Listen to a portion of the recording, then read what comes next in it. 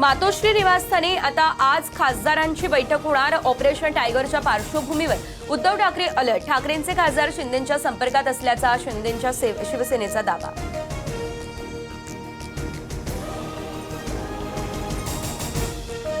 मुंबईमध्ये जैन धर्मगुरूंच्या चालण्यासाठी आखलेल्या पांढऱ्या पट्ट्यांमुळे पुन्हा वाद। दादरमध्ये मराठी आणि जैन आमने-सामने।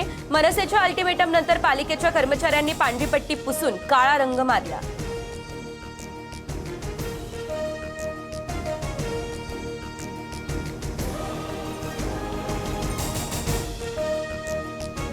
पांढरी पट्टी हा सांस्कृतिक दहशतवाद, अशा गोष्टी खपवून घेतल्या जाणार नाही। पालिकेने तक्रार दाखल करून गुन्हा नोंदवावा, संदीप देशपांडे यांची भूमिका।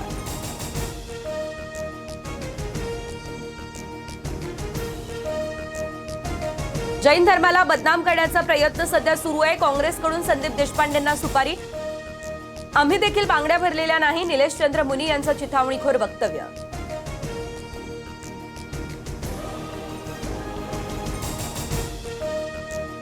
भावना व्यक्त करण्याच्या ओघात चुकीच्या शब्दाचा वापर, कुणाचाही अनादर करण्याचा हेतू नव्हता।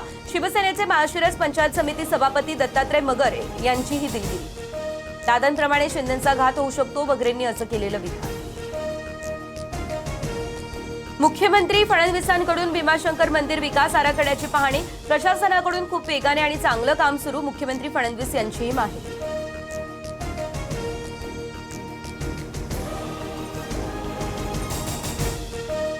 अयोध्येच्या राम मंदिर दानपेटी चोरी प्रकरणात एसआयटी स्थापन। 3 सदस्यीय समिती प्रकरणात तपास करणार। मंदिर ट्रस्टने एसआयटी स्थापन करण्याची केलेली मागणी।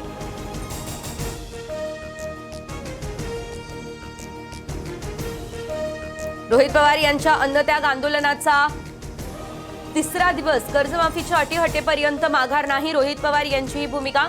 परवापासून नामदेव पायरीजवळ आंदोलनाला बसण्याचा इशारा। अल्निनोमुळे पर्जन्यमानात घट। धरणं, जलाशय आणि जलस्रोतांमध्ये उपलब्ध पाणीसाठा संरक्षित करा। पाण्याची आवर्तनं तात्काळ बंद करा। जलसंपदा विभागाचे जिल्हाधिकाऱ्यांना हे निर्देश।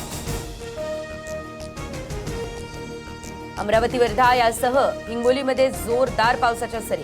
अमरावतीमध्ये रस्त्यावर झाड कोसळलं, त्यामुळे वाहतूक विस्कळीत। हिंगोलीच्या कळमनुरीमध्ये नाले ओव्हरफ्लो, रस्त्यावर गटारीचं पाणी।